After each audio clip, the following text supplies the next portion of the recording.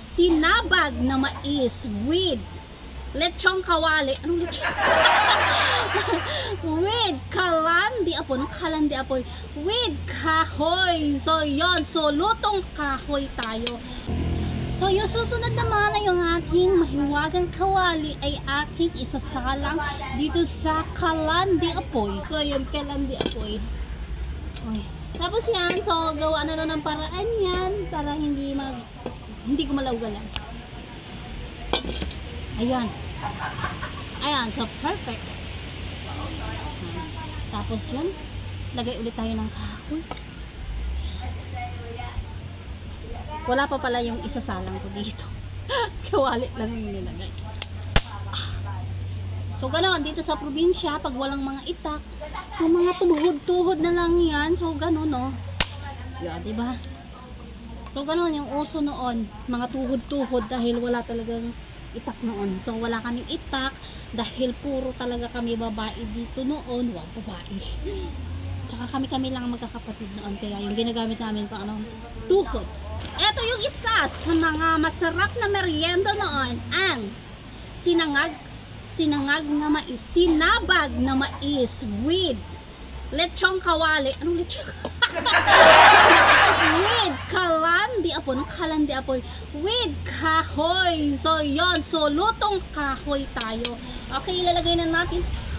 So, ilalagay na natin itong ating mais. Ayan, sino yung nakaranas ng ganito noon? Yung paputok-putok. Ayan, so mausok. Ayan, lagay natin dyan. Tapos, syempre, ang kasunod naman yan ay paiinitin lang ng konti kasing init ng pagmamahal ng inyong mga jowa. So, yun, kasing init. Ayan, so, painitin lang natin ng konti. Yung manok, yun, manok na naglilimlim, yun na lang. Yung magandang ipamalik doon sa jowa. Yung nakikita ko na parang okay nang haluin itong ating sinabag or sinangag na mais. Ayan. Halo-halo lang yan hanggang sa mapagod.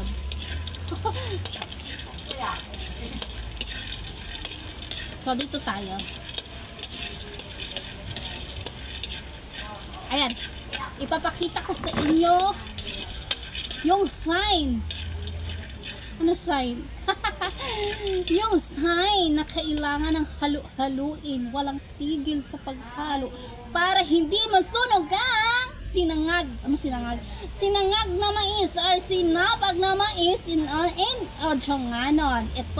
Isa ito sa ipinagmamalaki ng mga Pinoy noon, mga karanasan ng mga Pinoy noon, batang 80s, 90s. Ayan, mga naka-experience ng ganito. Ito yung pinakamasayang experience noon na hanggang ngayon ay hindi nakakalimutan. Nasa puso, nasa alaala. Okay, papakita ko sa inyo. Ayan.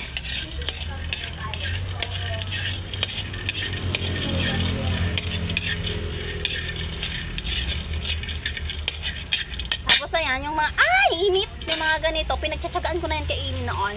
Kasi, malambot pa naman itong mais na to. Ito yung pangbualaw na mais sana. Kaso, hinalo namin sa gulay yung iba. Tapos ito, nagtira ako ng pangsangag.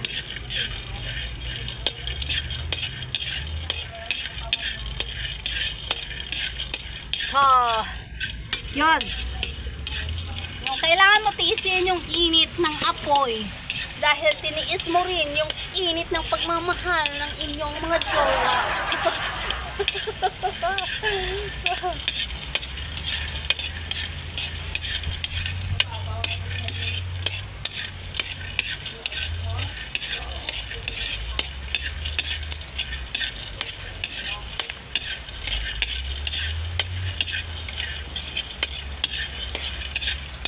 Kita nyo na? Yan o.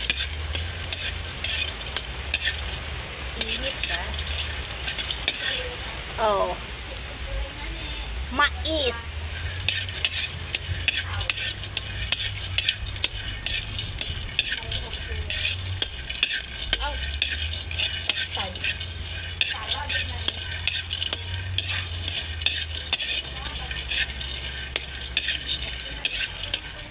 Yon, so ganon dito. Sa Pilipinas, batang 80s na sunog yung buhok ko. Uy, sunog na! Bawasan natin ang apoy kasi malakas yung apoy.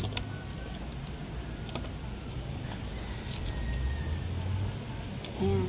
So, alalay sa apoy.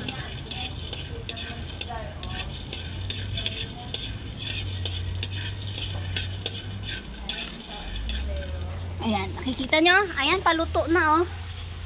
Ayan, paluto na yung masarap na merienda. Kasama yung nilagang gabi.